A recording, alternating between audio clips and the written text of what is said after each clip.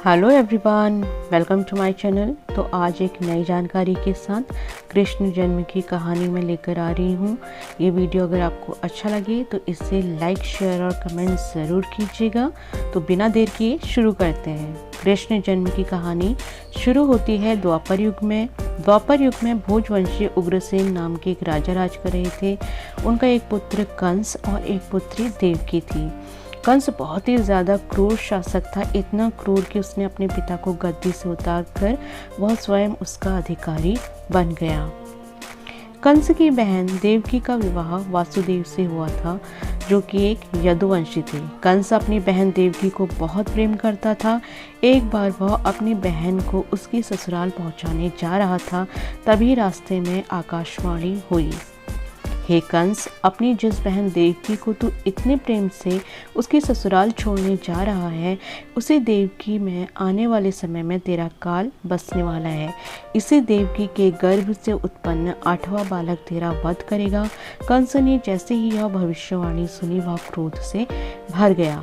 कंस ने इसका तुरंत समाधान खोजने की कोशिश की और बहुत सोच विचार करके निष्कर्ष पर पहुंचने के बाद उसने निर्णय किया कि वह वसुदेव का वध कर देगा, और वह इसके लिए तैयार भी हो गया। उसके इस व्यवहार से देवकी बहुत ही भयभीत और दुखी हो गई। उसने कंस से बहुत ही करुण शब्दों में प्रार्थना की कि हे भ्राता, आप मेरे पति का वध मत कीजिए, क्योंकि वह आपके प्रिय बहन के पति हैं। इनको मारकर आप अपनी बहन को विधवा मत बनाइए। देवकी के इस कथन पर कंस हंसकर बोला, जिससे मेरी मृत्यु निश्चित है, मैं क्यों न उसे नष्ट ही कर दूं। तब देवकी ने इतना सुनने के बाद अपने भाई से प्रार्थना की कि आप इन्हें छोड़ दीजिए। इसके बदले मैं आपको वचन देती हूँ कि मेरे गर्भ से जो भी संतान होगी, मैं उसके जन्म लेते ही आपको सौंप दूंगी। कंस ने देवकी की बात मानते हुए वसुदेव को छोड़ दिया और दोनों को वापस मथुरा लाकर कारागार में डाल दिया। धीरे धीरे समय बीतता गया। इधर कारागार में वासुदेव और देवकी की जो भी संतान होती, उसके जन्म लेते ही वह उसे कंस को सौंप देते और कंस उस नवजात शिशु को मार डालता था। एक एक करके उसने इस तरीके से 7 बच्चों को जन्म लेते ही मार डाला। अब 8वें बच्चे की बारी थी। कंस ने कारागार का पहरा और भी बढ़ा दिया था, परंतु इधर देवकी और वासुदेव को भी अपने 8वें पुत्र की चिंता होने लगी थी। उन्होंने इस बच्चे की रक्षा का उपाय सोचना शुरू किया। जिस समय उनके 8वें शिशु का जन्म हुआ, उसी समय संयोग से वृंदावन में यशोदा के गर्भ से भी कन्या का जन्म हुआ।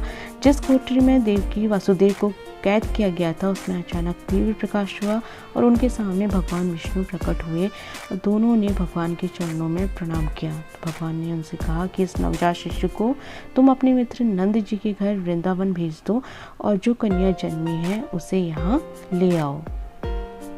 इस कन्या को तुम कंस के हवाले कर दो और तुम्हें ऐसा करने में कोई भी परेशानी नहीं होगी।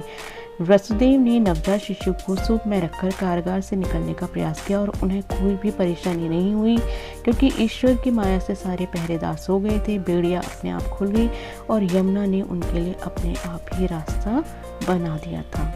यमुना पार करके वासुदेव अपने मित्र नंद के पास पहुंचे। यशोदा उस वक्त गहरी नींद में सो रही थी। उन्होंने नवजात शिशु को यशोदा के बगल में सुला दिया और कन्या लेकर वापस मथुरा आ गए। जैसे ही वह कारागार में पहुंचे, सब कुछ पहले जैसा ही हो गया। बच्चे की रोने की आवाज़ से पहरेदार की नींद खुली और उसने कंस को सूचना दी।